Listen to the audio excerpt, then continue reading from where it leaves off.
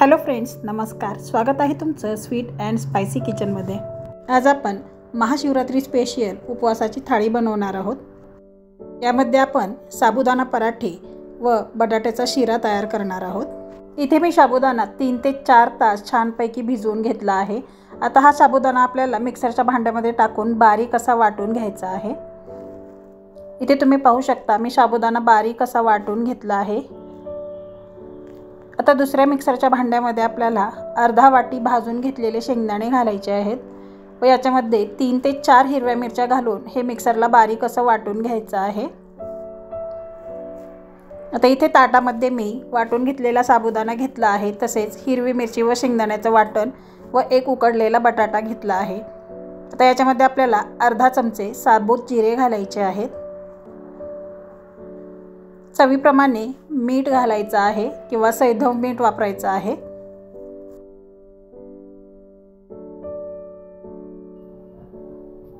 आता अगोदर आपण हा बटाटा बारीक करून घेऊया.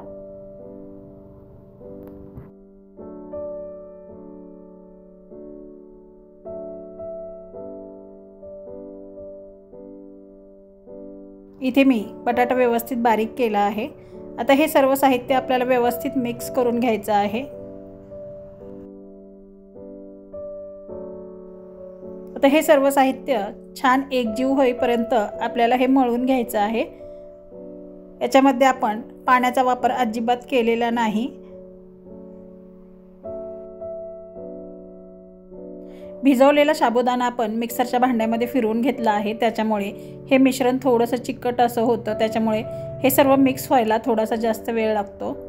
हे छानपैकी याप्रमाणे प्रेस करत करत आपल्याला व्यवस्थित मिक्स करून घ्यायचं आहे. तर इथे मी हे सर्व व्यवस्थित मिक्स केलं आहे व त्याचे 4 भाग केले आहेत. आता आपण पराठा लाटूया. पोळपाटाला सर्वात अगोदर आपल्याला तेल लावून घ्यायचं आहे. पूर्ण पोळपाटाला व्यवस्थित आपल्याला तेल लावून घ्यायचं आहे. आता मिश्रणाचा एक गोळा घ्यायचा आहे. तो याप्रमाणे व्यवस्थित गोल करून आपल्याला पोळपाटावरती लाटून घ्यायचा आहे. याला वरतून आपण थोडंसं तेल लावूया. आपण पराठा ज्याप्रमाणे लाटतो त्याचप्रमाणे हे व्यवस्थित लाटलं जातं. हे अजिबात चिकटत नाही. याला खाली प्लास्टिक वगैरे अंतरायची काहीही गरज नाही. तुम्ही पाहू शकता किती सहजपणे हा पराठा लाटला जातोय.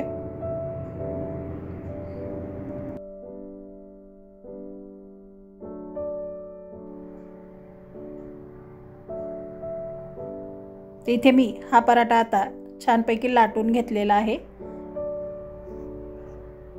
तवाही आपला गरम झाला आहे. आता आपण पराठा भाजून घेऊया. याच्यावरती आपण 1 चमचा तेल घालूया. तव्यावरती तेल आपल्याला सर्वत्र पसरवून घ्यायचं आहे.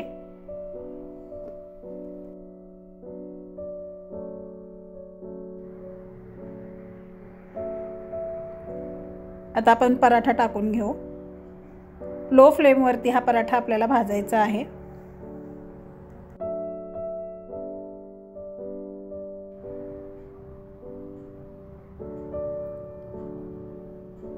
एक ते 2 मिनिटे खालच्या साईडने पराठा व्यवस्थित भाजल्यानंतर हा पराठा आपल्याला पलटवून घ्यायचा आहे.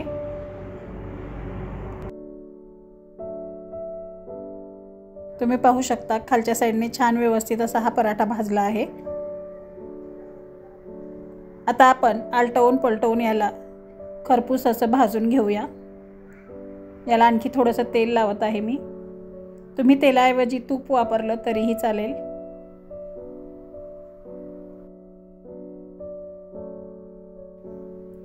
आलटवून पलटवून हा पराठा आपल्याला खरपूस असा भाजून घ्यायचा आहे.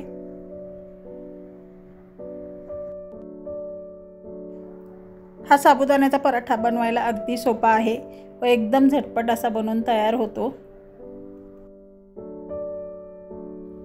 कधी कधी आपल्याला साबुदाणा खिचडी खाऊन कंटाळा येतो, त्यावेळेस याप्रमाणे आपण पराठा तयार करून खाऊ शकतो. तर इथे मी हा पराठा आलटवून पलटवून छानपैकी भाजून घेतला आहे. आता आपण पराठा काढून घेऊया. तर याचप्रमाणे आपल्याला बाकीचे सर्व पराठे तयार करून घ्यायचे आहेत। पाहू शकता पराठा छान भाजला आहे। आता मी बाकीचे सर्व पराठे तयार करून घेते। आता आपण बटाट्याचा शिरा तयार करूया। इथे मी पॅन गरम करण्यासाठी ठेवला आहे। त्याच्यामध्ये आपल्याला एक मोठा चमचा साजूक तूप घालायचा आहे। हा बटाट्याचा शिरा सुद्धा बनवायला अगदी सोपा आहे। बटाट्याचा शिरा बनवण्यासाठी आपल्याला अगोदर बटाटे उकडवून ते थंड करून मॅश करून घ्यायचे आहेत।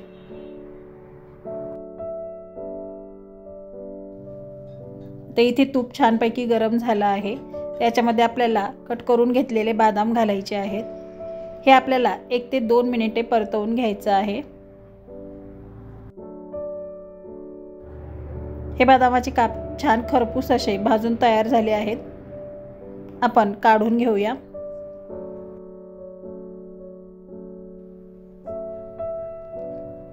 आता याच राहिलेल्या तुपामध्ये आपण मॅश करून घेतलेला बटाटा घालायचा आहे।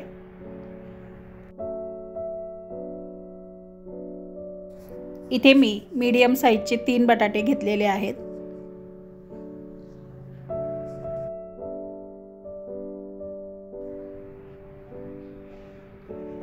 तर बटाटा आपल्याला तुपावरती 2 ते 3 मिनिटे छानपैकी परतवून घ्यायचा आहे। हे परतवते वेळी गॅसची फ्लेम ही आपल्याला मीडियमच ठेवायची आहे। हा बटाट्याचा शिरा चवीला एकदम खमंग व चविष्ट असा बनून तयार होतो। उपवासासाठी ही गोड रेसिपी एकदम परफेक्ट अशी आहे व झटपट तयार होणारी आहे।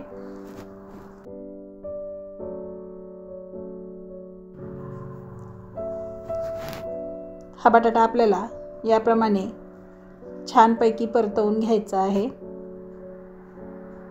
मी चमच्याच्या सहाय्याने अशा प्रकारे प्रेस करत हा बटाटा परतवून घेत आहे, जेणेकरून याच्यामध्ये काही जाडसर कण असतील तर ते फुटले जातील।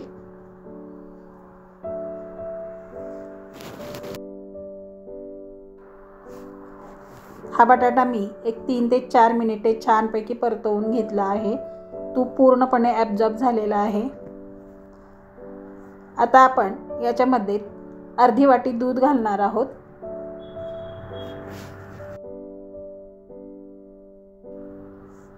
आता आपल्याला या बटाट्याच्या मिश्रणामध्ये अर्धा वाटी दूध घालायचं आहे।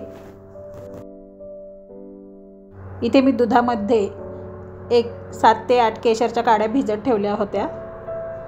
तर हे दूध मी याच्यामध्ये घातलेलं आहे। हे व्यवस्थित मिक्स करून घ्यायचं आहे व हे आपल्याला 2 ते 3 मिनिटे परतवून घ्यायचं आहे।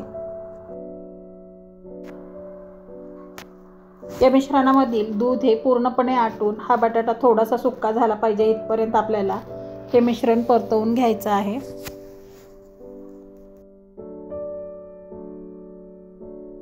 इथे तुम्ही पाहू शकता 2 ते 3 मिनिटानंतर यातील दूध पूर्णपणे आटलेलं आहे व हे मिश्रण आता कोरडं झालेलं आहे।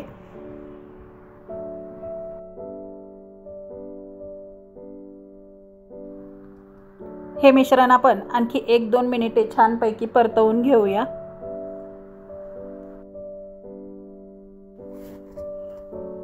आता हे बटाट्याचे मिश्रण छानपैकी तयार झालं आहे। आता याच्यामध्ये आपण साखर घालूया। तुम्ही तुमच्या आवडीनुसार साखर कमी जास्त वापरू शकता। इथे मी 3 बटाट्यासाठी अर्धा वाटी साखर वापरलेली आहे। साखर घातल्यानंतर हे आपल्याला व्यवस्थित मिक्स करायचं आहे।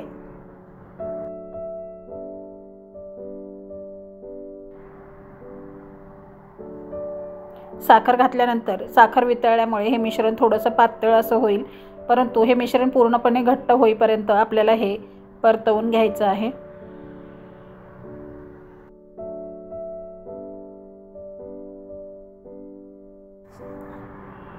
याप्रमाणे आपल्याला हे मिश्रण प्रेस करत छानपैकी मिक्स करून घ्यायचं आहे, जेणेकरून याच्यामध्ये काही गुठळ्या असतील तर त्या सुद्धा व्यवस्थित मिक्स होतील। याच्यामध्ये आपल्याला 1 चमचा विलायची पावडर घालायची आहे।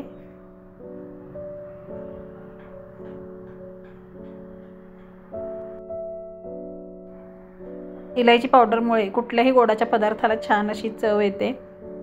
आता हे व्यवस्थित मिक्स करून घ्यायचं आहे व आपल्याला आणखी 1-2 ते 3 मिनिटे हे छानपैकी परतवून घ्यायचं आहे। इथे मी हे सर्व व्यवस्थित मिक्स करून घेतलेलं आहे व हे मिश्रणही आता कोरडं झालेलं आहे।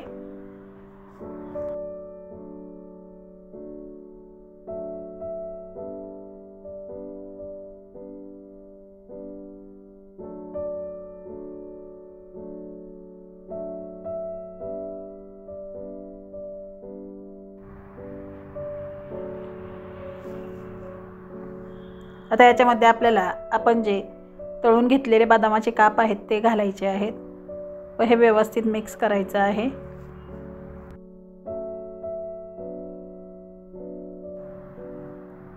हे 1 ते 2 मिनिटे आपल्याला आणखी परतवून घ्यायचं आहे।